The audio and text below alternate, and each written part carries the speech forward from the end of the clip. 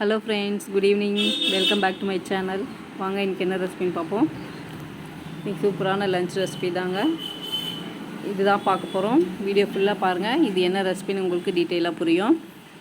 வாங்க வீடியோக்குள்ளே போயிடலாம். ஃபஸ்ட்டு குக்கர் வச்சுட்டு 2 குழம்பு கரண்டி அளவு எண்ணெய் ஊற்றிக்கலாம்.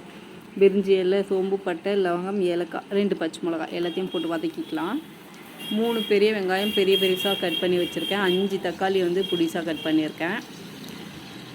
நல்லா சோம்பு பட்டை லவங்கெல்லாம் பொரியட்டுன்ட்டு நம்ம வெங்காயம் ஆட் பண்ணிக்கலாம்.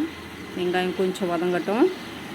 அதுக்கடுத்து என்ன பண்ண போகிறோம்னா, இஞ்சி பூண்டு சேமிப்பு போட்ட ஐட்டம், சோம்பு பட்டை லவங்கம், மிரிஞ்சி இலை, ஏலக்காய் எல்லாத்தையுமே மிக்சியில் அரைச்சி வச்சுருக்கேன் குறப்பாக. இப்போ இதை ஆட் பண்ண போகிறோம். நம்ம கரம் மசாலா எதுவும் ஆட் பண்ணுறது கிடையாது. நம்ம வீடியோவில் பார்த்திங்கன்னா கரம் மசாலா எதுவும் வாங்கி ஆட் பண்ண மாட்டேன். நான் இந்த மாதிரி ஃப்ரெஷ்ஷாக அரைச்சி தான் யூஸ் பண்ணுவேன். இஞ்சி பூண்டையும் போட்டுட்டு நல்லா வதக்கிக்கலாம்.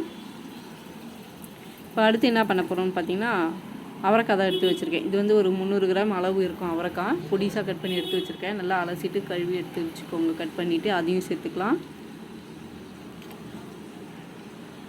நல்லா அதுவும் எண்ணெயிலே வதங்கட்டும். கேஸ் தீ மீடியம் ஃப்ளேம்லேயே வச்சு செஞ்சுக்கோங்க. ஹையில் வச்சா அடி பிடிச்சிடும். ஆல்ரெடி இப்போவே லைட்டாக அப்படியே பிடிக்கிற மாதிரி தான் இருக்குது. திட்டமான ஃப்ளேமில் வச்சு செய்யுங்க. அப்போ தான் அடி பிடிக்காமல் நல்லா காய் வதங்கும். நல்லா காய் வதங்கணும். அப்போ தான் நல்லாயிருக்கும், டேஸ்ட்டாக இருக்கும். எந்த அளவு நம்ம காயெலாம் வதக்க விரும்போ அப்போ தான் நம்ம செய்கிற ரெசிபி நல்லாயிருக்கும், டேஸ்ட்டு கொடுக்கும். கொஞ்சமாக கருவேப்பிலை போட்டுக்கிறேன். நல்லா ஒரு கைப்பிடி அளவு கொத்தமல்லி ஆட் பண்ணிக்கிறேன். கூட இதில் புதினா இருந்தால் புதினா ஆட் பண்ணிக்கோங்க. புதினா இல்லை, புதினாவை போட்டால் சூப்பராக இது. கூட கொஞ்சமாக புதினா இருந்தால் புதினாவை ஆட் பண்ணிக்கோங்க. புதினா போட்டால் நல்லா வாசனை நல்லாயிருக்கும், இன்னும் நல்லா வரும். இப்போவே பார்த்திங்கன்னா அந்த பிரியாணி வாசனை வருது. நல்லா அந்த கொத்தமல்லி போட்டவுடனே அந்த வாசனை செமையாக வருது. 5 தக்காளி சொல்லியிருந்தேன். 5 தக்காளியும் பிடிச்சா கட் பண்ணி அதையும் சேர்த்து நல்லா வதக்கிக்க போகிறோம். பாருங்க, நான் எவ்வளோ நேரம் நல்லா வதக்கிட்டு இருக்கேன். காய் எல்லாம் நல்லா வதங்கணும். அப்படியே வதங்கட்டும். இப்போ நம்ம காரெல்லாம் ஆட் பண்ணிக்க போகிறோம். கொஞ்சமாக மஞ்சாத்தூள் போட்டிருக்கேன். மிளகாத்தூள் 3 டீஸ்பூன் போட்டிருக்கேன். தேவையான அளவு உப்பு ஆட் பண்ணிக்கலாம்.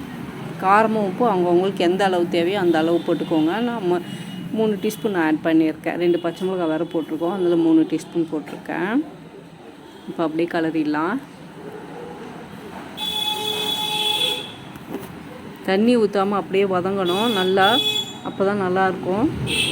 அடி பிடிக்காமல் திட்டமான தீயில வச்சு கொஞ்சம் அப்பப்போ கலரி விட்டு வதக்கி எடுத்துக்கோங்க. நல்லா வதங்கின அப்புறமா தான் தண்ணி ஆட் பண்ண போகிறோம்.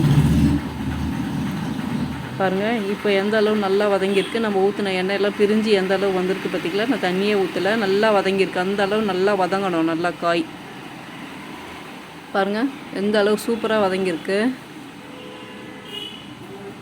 லைட்டாக உங்களுக்கு அடி பிடிக்கிற மாதிரி வருது. இப்போ தான் நான் அப்போவும் இத்தனைக்கும் நடுவில் கலரி விட்டுட்டே தான் இருந்தேன். அதுக்கு தான் மீடியம் ஃப்ளேமில் வச்சு வதக்கணும். நான் பார்த்திங்கன்னா இந்த டம்ளரில் பார்த்திங்கன்னா 3 டம்ளர் அரிசி போட்டிருக்கேன். 6 டம்ளர் தண்ணி எடுத்து வச்சுருந்தேன் தனியாக கிண்ணத்தில். அதை இப்போ அப்படியே சேர்த்துக்கிறேன். நல்லா கலந்து விட்டு உப்பு காரெல்லாம் இன்னொரு வாட்டி செக் பண்ணிக்கோங்க. உப்பு பத்தலாம் போட்டுக்கோங்க.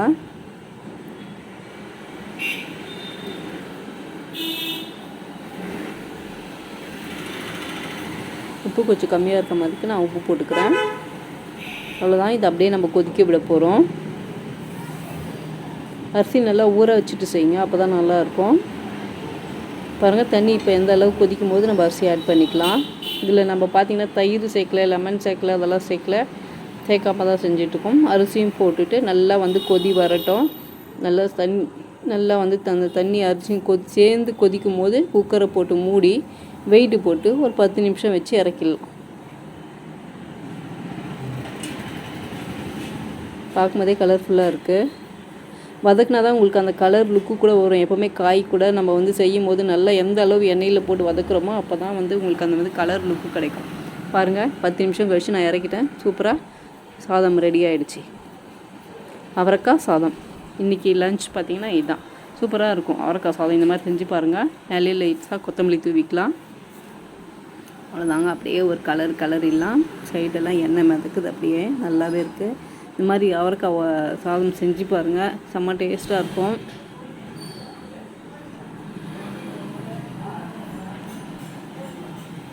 வாசம் பார்த்திங்கன்னா நல்லாவே இருக்குது. பிரியாணி வாசனை வருது. நம்ம கறி போடாதே பிரியாணி வாசனை வருது. செம்மையாக நம்ம கொத்தமல்லிலாம் போட்டு செஞ்சுருக்கோம். நல்ல வாசனை சூப்பராக இருக்குது. சுட சுட அவரைக்காய் சாதம் கூட தொட்டுக்கிறதுக்கு பார்த்திங்கன்னா முட்டை வந்து ஆஃப் பாயிலாக இறக்கியிருக்கேன். மிளகுத்தூள் போட்டு ஆஃப் பாயிலாக இறக்கியிருக்கேன். கொஞ்சமாக மாங்காய் பச்சடி பண்ணி வச்சுருக்கேன். சுட சுட அப்படியே எடுத்து வாயில் எடுத்து போடலாம்.